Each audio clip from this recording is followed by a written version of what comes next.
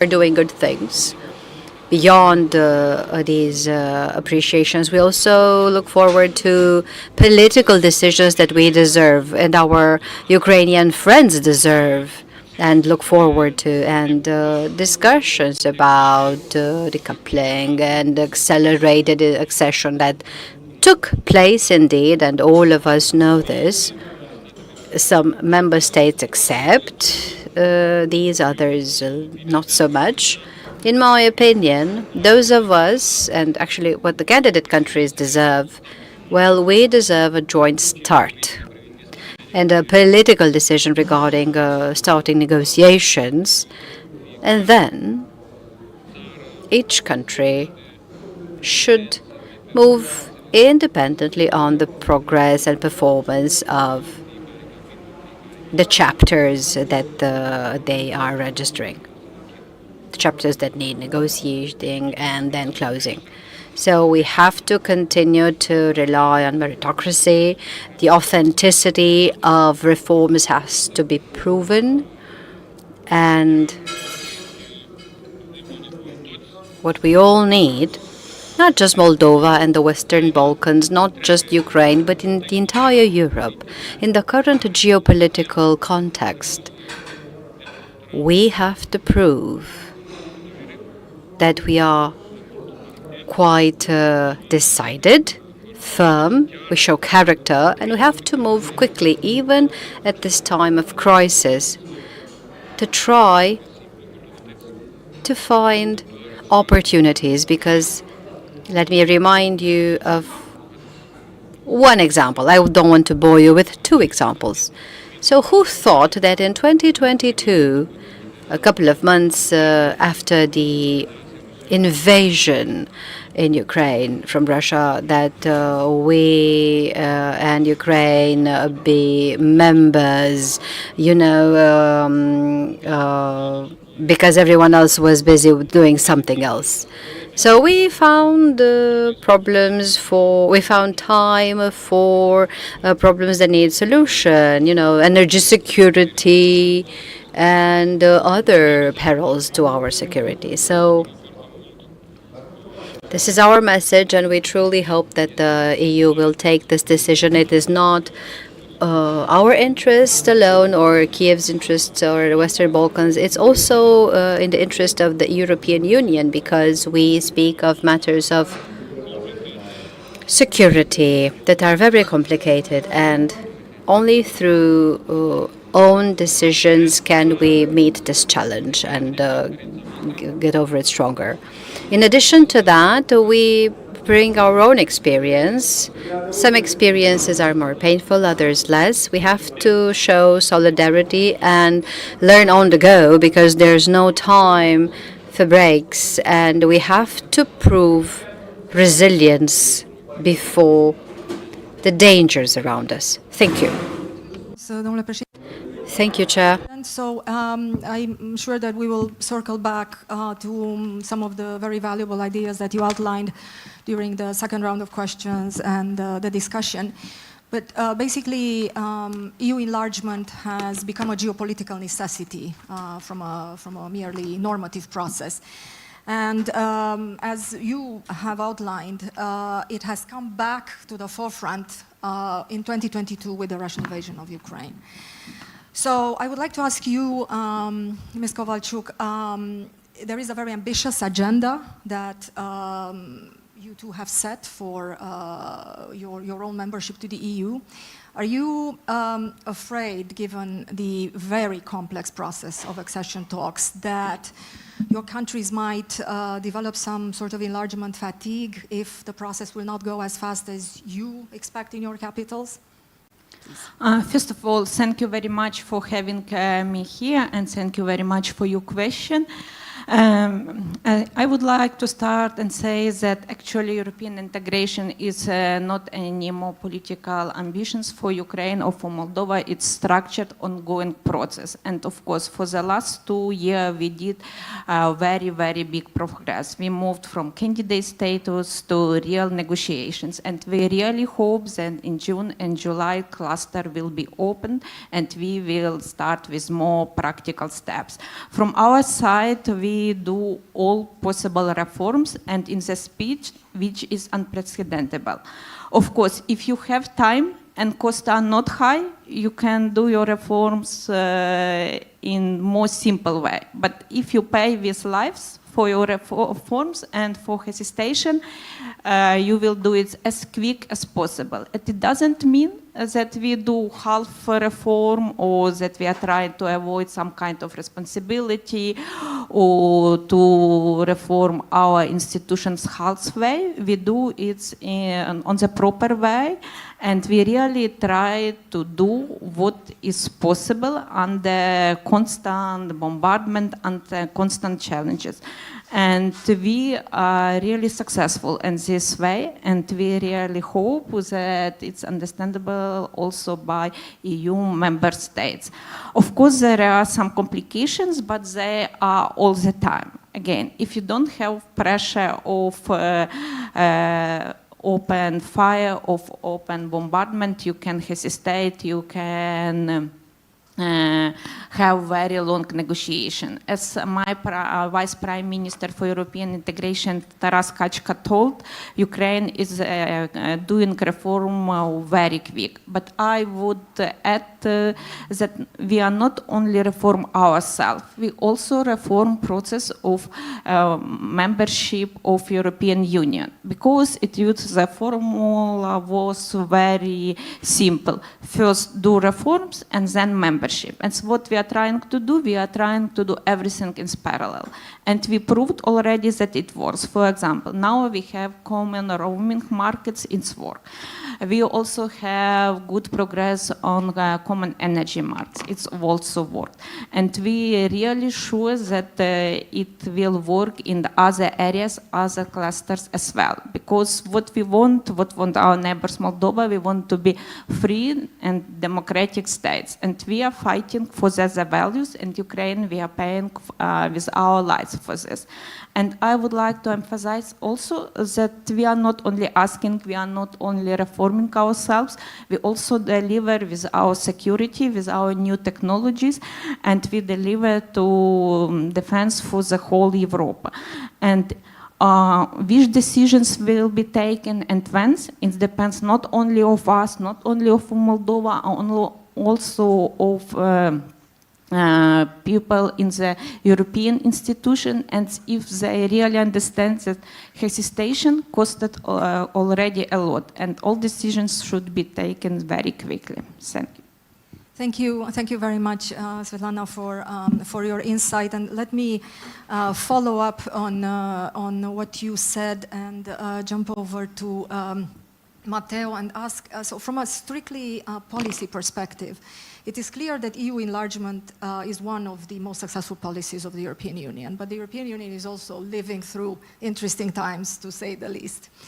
So how are we going to walk this fine line and balance merit-based, which is the core of the EU enlargement process, with a very clear methodology, and also not losing the geopolitical momentum that has been created in 2022, while also discussing internal reform of the European Union? Thank you very much, Ambassador, for your question. And first of all, let me thank New Strategic Initiative and for organizing this panel with the Instituto Affari Internazionali in Rome. I will try to respond to your answer through three main points. First of all, I think it would be a mistake to make this contraposition between old normative Europe and a new geopolitical Europe. I think especially enlargement policy has always been capable of combining at the same time these two functions. On the one hand, it has always been a merit-based process based on reforming candidate country in order to become member, and on the other, it has always have a strategic role, anchoring and associating third country to the EU. This was clear already when Europe enlarged to the south, towards the Mediterranean, even more clear after the end of the Cold War with the big man enlargement. And so what actually changed after Russian invasion is not really the nature of enlargement itself, but is the intensity and the urgency of these two functions that have to be combined together.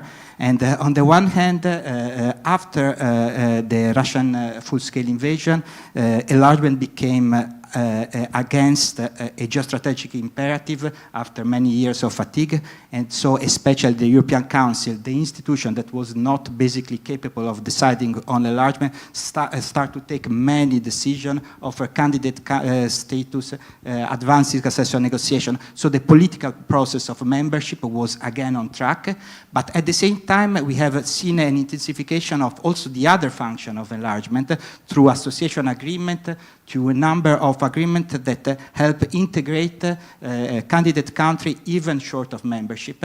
And this function linked more with stability and with crisis management, I would say, was already evident in the Balkans, where stabilization and association agreement came together, but of course it was even more evident with Ukraine.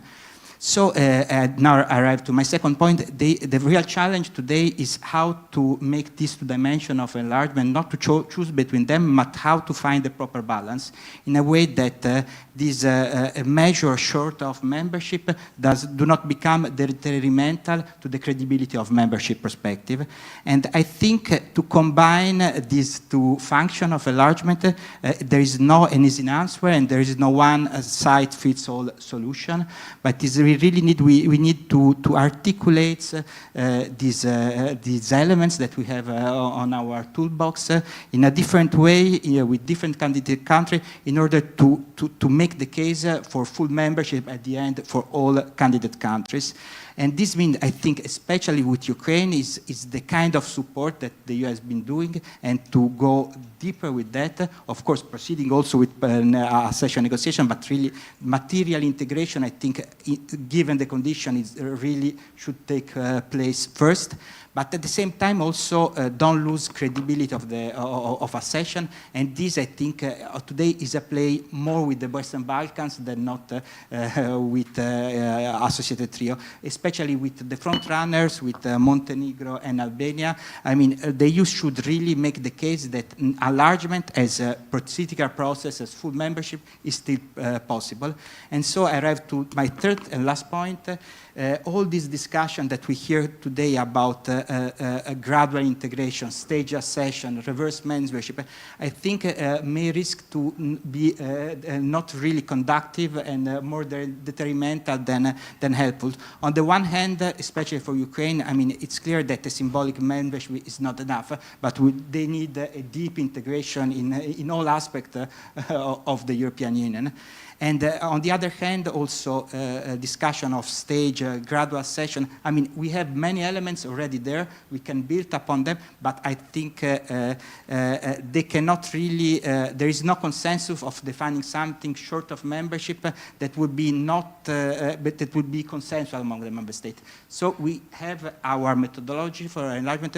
We just need to turn the enlargement wheel with a proper political will, and candidate country, I think, will follow. Thank you.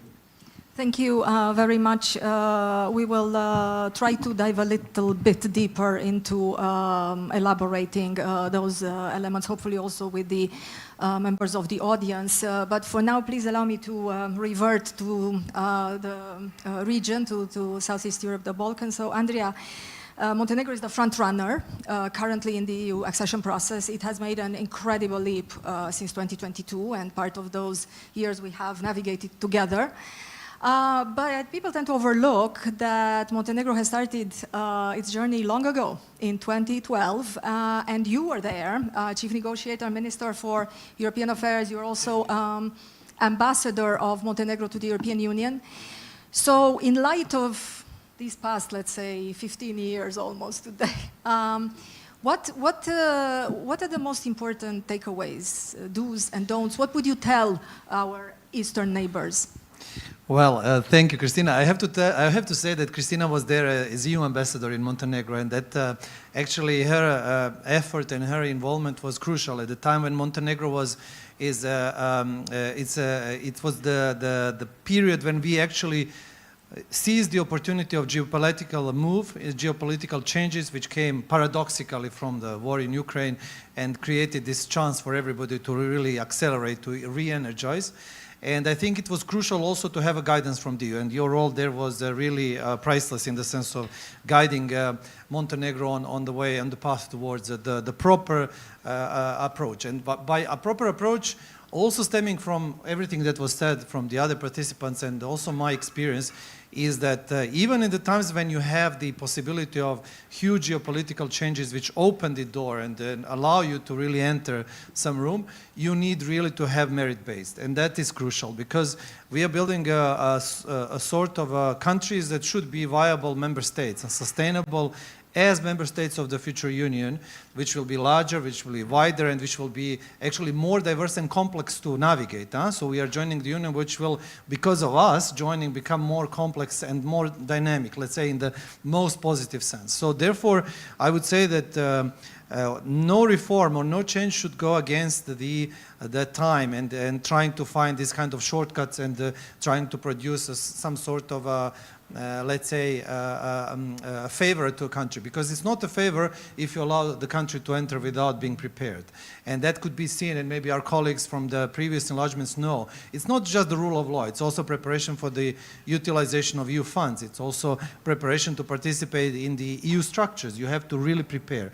And therefore, the merit-based system, I think is a sort of a sine qua non for everybody who is negotiating. And that's why also what Svitlana was saying, that in spite of the war effort and everything happening, Ukraine is giving its best to really align. And it's a huge system that needs to be aligned.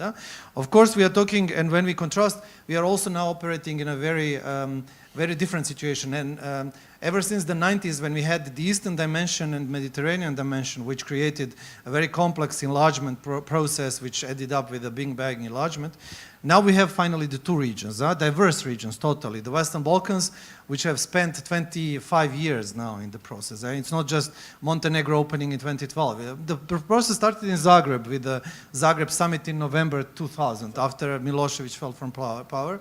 And ever since, for the last 25, 26 years, we have been trying to join. So it has created a lot of fatigue. It has created diverse issues. And what was also Matteo saying, that this kind of alternatives of the opportunities to maybe join the internal market, to become part of Schengen, that are now floated around, or the accelerated integration, the phased integration as options.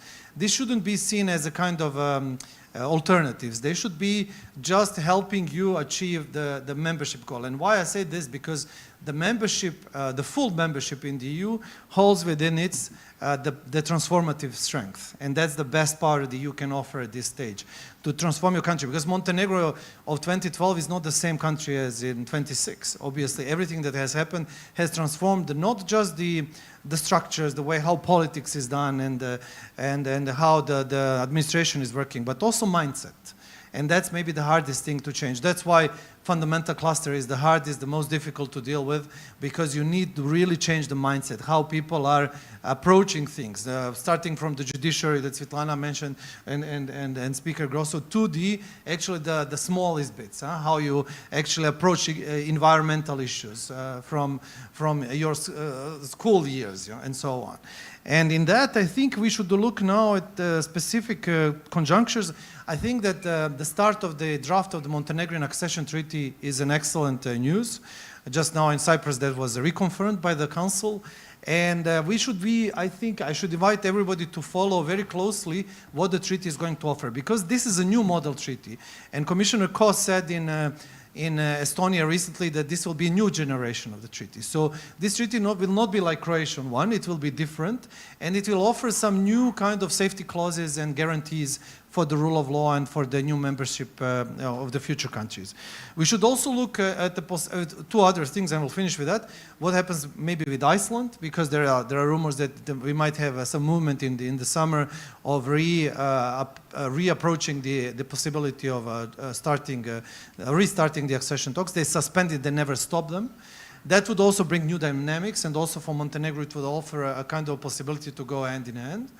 And finally, there is the issue of how to approach, we have talked a lot about Ukraine and Moldova, but how to re-energize the Western Balkans, because we see the process is stuck, we see that there's no movement, we see even regression in some regards. So how to find a way, a feasible way to get the whole region, because until it stays outside, it will be a soft belly of Europe, and we know that. Prone to the influences from the third countries, also never fully stabilized, and it will always offer a possibility for everyone to say that the European project is not finished. So I don't know the solution. We need to find it, but it has to be applicable to all the Western Balkan countries, not just. I'm coming from Montenegro. I'm more than happy that we are progressing very fast and dynamically, but without the others joining, the scenery will never be complete. Thank you very much, Andrea. Of course, Montenegro's success is definitely something that the other countries benefit from, and it's a good thing, but also regional integration, which has also changed. Maybe we will have a little bit of time to talk about that in the second round, that it's not confined anymore to the regions themselves, but it's rather the greater region of the Black Sea, the greater region of Southeast Europe, and therefore it's extremely important that all countries converge in the same point.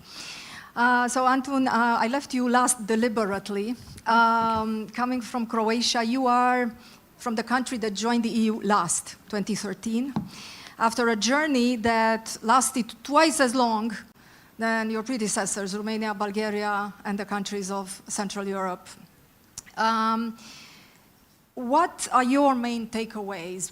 How was the journey? What has changed? Because Croatia has gone through tremendous transformation. You have joined the Euro recently, so you have a lot of positive stories to tell. But what are your main takeaways, and what would you, as the most new member of the EU, share with our Eastern partners? Thank you, Cristina. You mentioned Croatia joining back in 2013. So it's been 13 years, and within these 13 years, Croatia has doubled its economy. So, I don't have to say any further things about the impact on our economy, on our society. Croatia is a different country, dramatically for the better, I believe. And this is why I strongly believe that this process should go on. And, as we sit together, Aleksandar, Andrea, I strongly believe that Montenegro should join the EU, and it should be really fast. Technically, not just optimistically, but technically the process can be finished by spring next year, meaning that Montenegro could join in 2028. It would be really good for a number of reasons. It would be good for the whole of the European Union to manifest that the process is still alive. And the very fact that a few days ago the European Commission has started to draft the accession treaty is a good sign. It's something that we haven't seen for like 15 years. With due respect to other Western Balkan countries, to Ukraine, Moldova, realistically, Andrea, Aleksandar, you also mentioned Iceland, but together Iceland or do it alone. We did it alone, Croatia. So we have this case in the history of the European Union. You can do it on your own. So it's good for the whole of the European Union. It's good for the region. Croatia, I believe, strongly supports this process. At the moment, things could seem a little blurred for the past couple of years, maybe because of this resolution on Jasenovac that was adopted in Montenegro, a few more things. But Andrea, you were a minister. You remember that from the beginning, we delivered all the documents of our, translated basically for you for free. That's millions of euros saved, and it saved a lot of energy. Then at that period, we had 40,000 pages of acquis. I believe your acquis was like 120,000 pages. For Ukraine, it's going to be 500,000. So or something, or other countries also. So the process, as far as it goes, it's getting more complicated. It's really important, and I'm going to another point about it's important. It's important because of malign influence of some countries. I would here mention a strong influence of Russia in the region. And I would say that Montenegro's joining the EU would be a big blow for Serbian ambitions in that country, because then in 2017 you joined NATO, and now, so to say, we're joining with the European Union. The story is completed. You know, you cannot penetrate in that country, and basically you're losing influence in the region and regarding yourself as a hegemon in the whole region. And going back from that important point and the malign influence of neighbors that we could see also with Hungary, you know, blocking the opening of negotiations with Ukraine, and unfortunately Bulgaria still blocking the negotiations with North Macedonia, I will get to the third point, which is really important, that I think that Europe should not apply the reverse enlargement or membership. You know, like first you join and then you sort of say start to apply to all the conditions. You know, there was this idea. It was floated by Albanian Prime Minister Rama and President of Serbia Vučić. You know, they said, you know, to European Commission. Also, they had a big op-ed in Faz in German media. You know, saying, you know, you know, it's like, you know, cherry picking. You know, we will take certain parts from EU membership. You know, we'll take the Schengen. We'll have the free movements of goods. You know, we'll have some trading relations, but with no values, and for, you know, in return, we don't have the veto right. I think this is the wrong approach, and that regardless of all the situations that we have in Ukraine, we need to stick, you know, with the European Union of values. We need to stick to that, and it's really important because this is the foundation of our union, and this is how we fight. And sticking to our values is actually bringing us that, you know, after, in the case of Ukraine, after 4 years and 3 months, actually Russia is losing war. This is because Ukraine believes in our values. Thank you. Thank you very much, Antun. For sure, Croatia can also be a model for our Eastern partners, and I hope that this cross-regional cooperation between Southeast Europe and the Eastern Partnership will build up and continue. So thank you very much all for this first round of interventions. I really want to leave the last 10 minutes for discussion with the room, but before that, very briefly, I want to launch one question for all of you, the same question, and I'm going to kindly ask you to answer as concise as possible. So we have countries here with really ambitious agendas for EU enlargement, not impossible.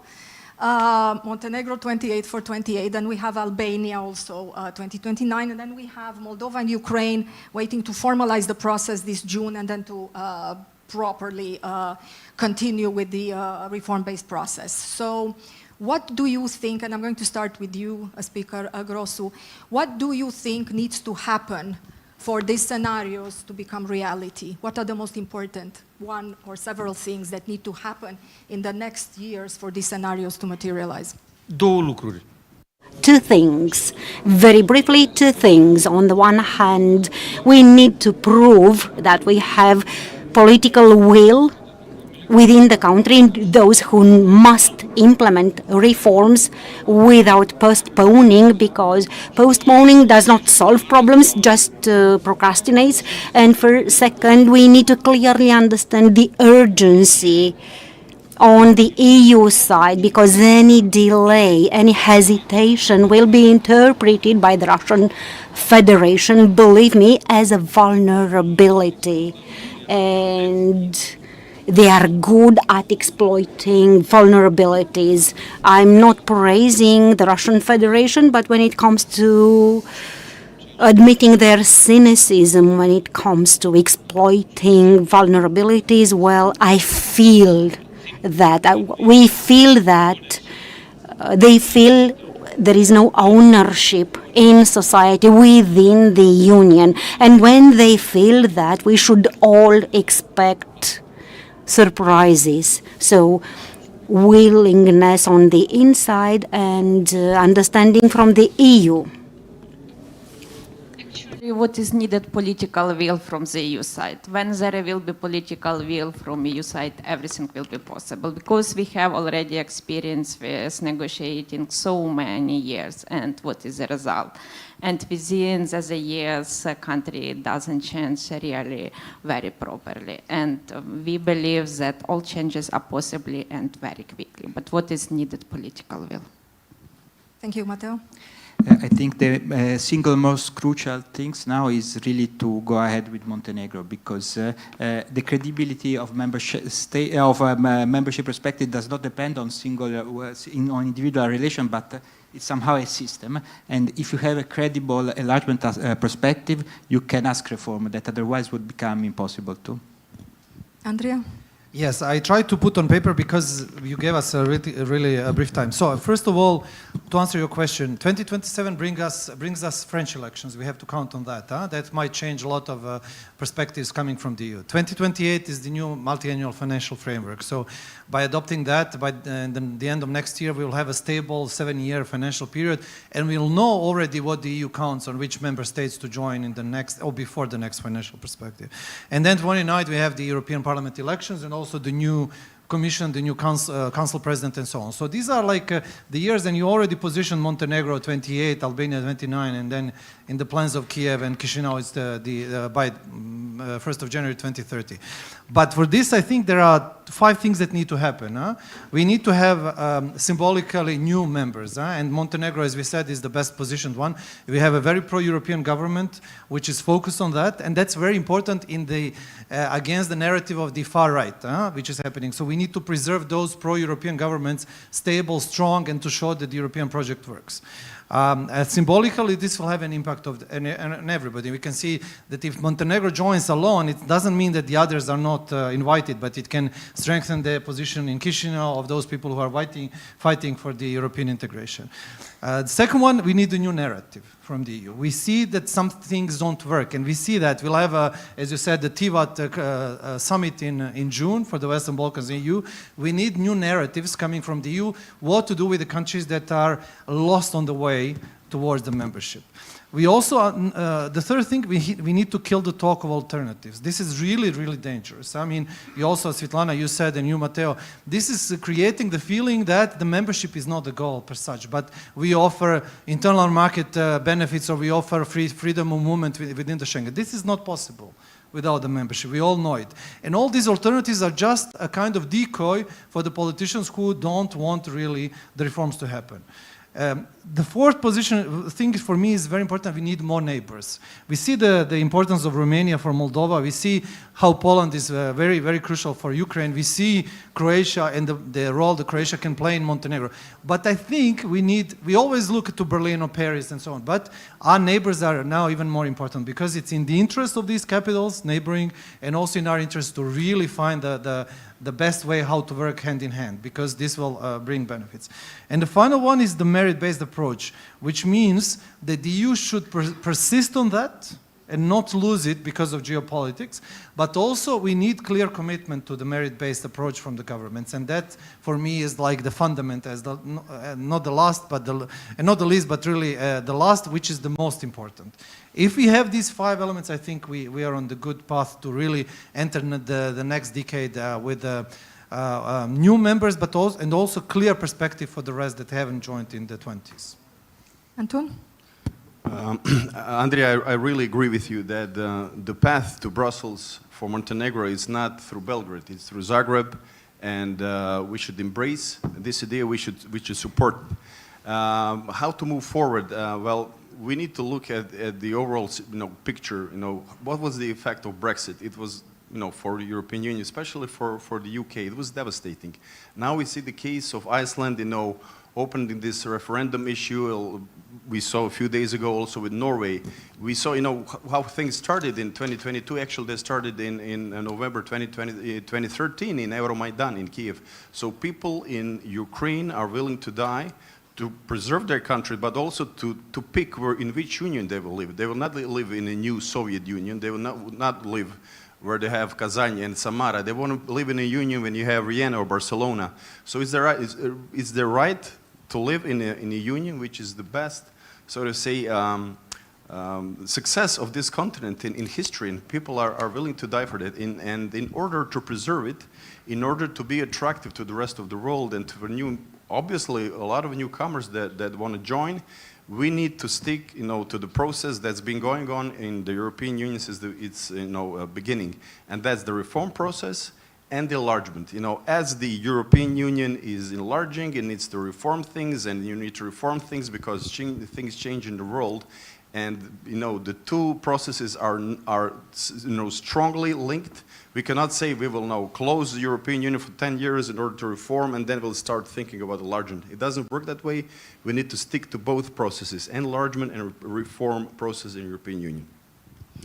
Thank you very much. So I will open the floor for questions and comments and hopefully have a discussion. Let me just very briefly summarize of course, incompletely what has been said on stage here. It's impossible to summarize everything, but one important thing is to have the perspective of the journey versus the destination, and this is always an issue with EU enlargement because candidate countries look to dates and exact moments in time, and the European Commission looks at results during the process, and it's important to say that they're both important and essential. Secondly, it's again this balance between rights and obligations. Candidate countries want to reap the benefits of EU membership as soon as possible, but it's also important to fulfill the obligations, to do the reforms, and to continue to give value to the merit-based process. And last but not least, what was underlined is the shared responsibility between the EU member states and the candidate countries in terms of making the European enlargement process a reality. So with that being said, thank you again to all of you for your insightful perspectives, and please allow me, we can take 2 questions. If you can please make your intention known,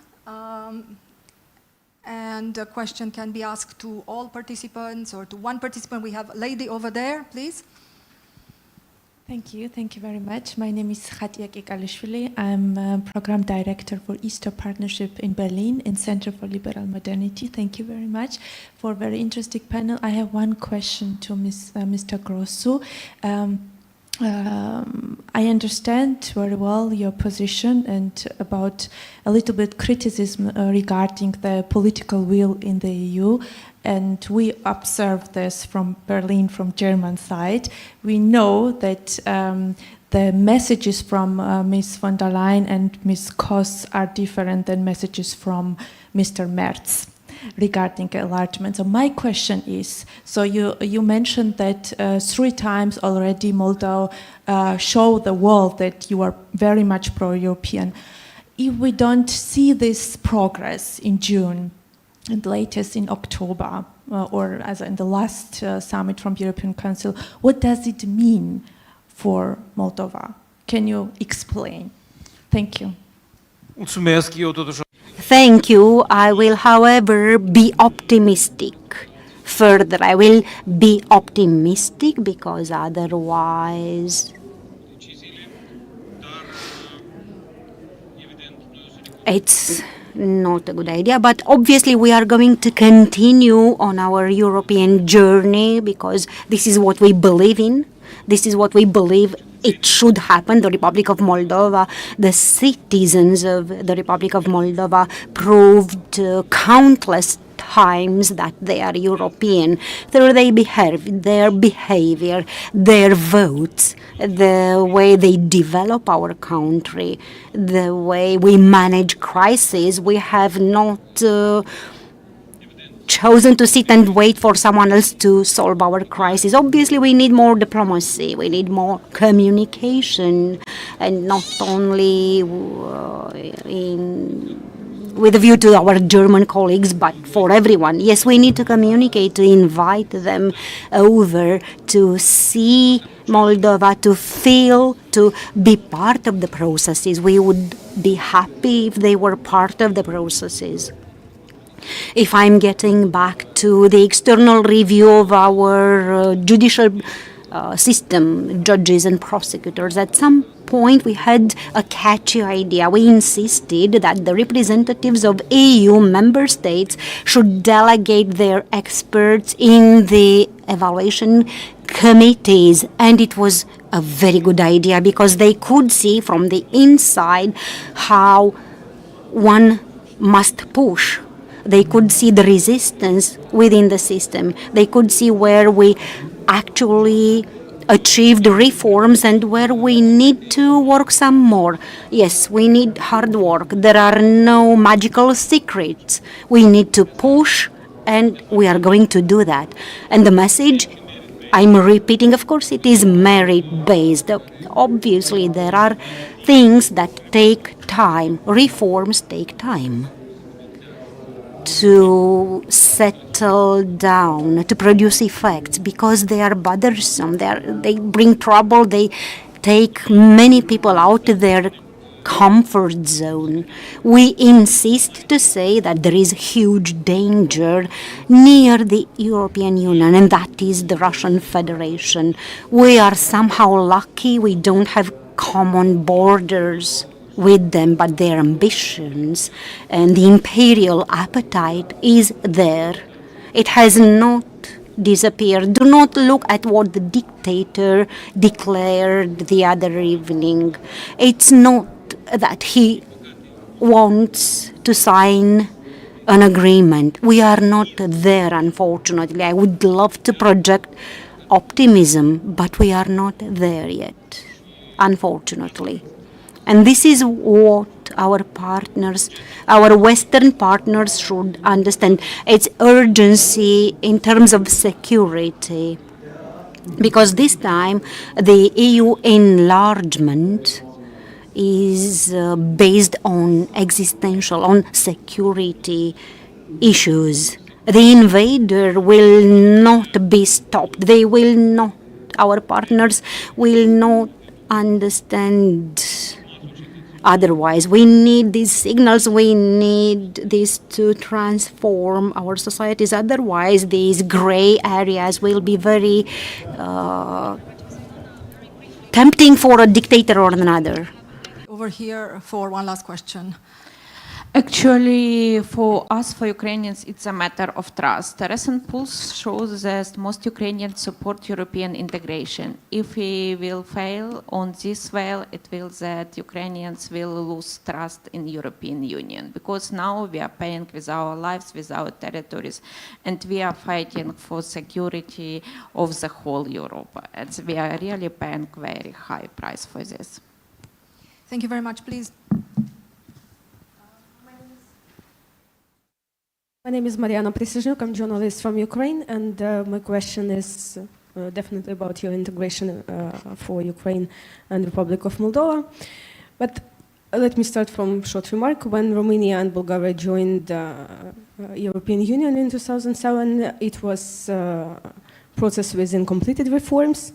Afterwards, the European Union introduced a CVM mechanism for monitoring its completion and progress. And we are in journalism community, expert communities, pretty good understand realistically the not so much optimism here. And the question is, do you consider to apply again this precedent, to apply for Ukraine and the Republic of Moldova kind of CVM, to ask, to lobby this pathway for European Union, and maybe it would be the option for two countries. Thank you. Okay, thank you. I will go to the two member states, to Italy and Croatia, to answer. Do you think that the mechanism for verification and cooperation is something that could be applied to Ukraine, the same way it was applied to Romania and Bulgaria? I think there is not too much appetite for such a kind of mechanism at this moment within the Union. At the same time, I think now we are much more aware how we should monitor progress in rule of law, not only in newcomers, but in all member states. So I think the right direction is to improve surveillance mechanism of rule of law for all member states, including newcomers, not with a special ad hoc mechanism. I would agree with Signor Bonomi, And yeah, Ukraine is really a specific sort of say issue, you know, because it's hard to be rational when you're talking about about human lives. And I'm the one of the people that strongly believes that Ukraine is not just defending itself, but the whole of Europe. You know, we should ask ourselves, you know, had Ukraine fallen, what would have happened? And there's a lot of talk, you know, about this Article 42 within the Treaty of European Union, you know, to give the security guarantees to Ukraine. Realistically, I also agree that we will have a lot of opposition, you know, in some countries, even the countries that are, you know, on let's say, I hope not the future frontier, like in the Baltic states and Poland could oppose this proposal. And on the other side, you have to also say that the whole structure of the European Union will change because cohesion policy will change. You know, the overall, the average GDP will decrease, and then a lot of countries in Eastern Europe will lose a lot of European money that comes in help. So we will see a lot of opposition to this proposal. Thank you very much. I'm going to be subjective here and give the last 30 minutes to Andrea for closing about this. Yes, I think that remember when I said that to look very closely to how the Montenegrin accession treaty is going to look like, because Commissioner really said this will be a new kind of treaty, a new generation. I think that they will embed a lot of these kind of clauses of preventing any future kind of situation where there will be trouble with the new member states through that. This will mean not like the old treaty, and that's maybe the answer to both of you on how to actually deal with this issue. So that could also offer the opportunity to see what will be the accession treaty for Ukraine and Moldova later on. Thank you very much. Thank you very much to all of you, Speaker GROSU, dear panelists. I'm sure the discussion can continue many hours and days. We are looking at some very, very intensive months ahead. Good luck to both of you, and thank you to the audience. Thank you very much.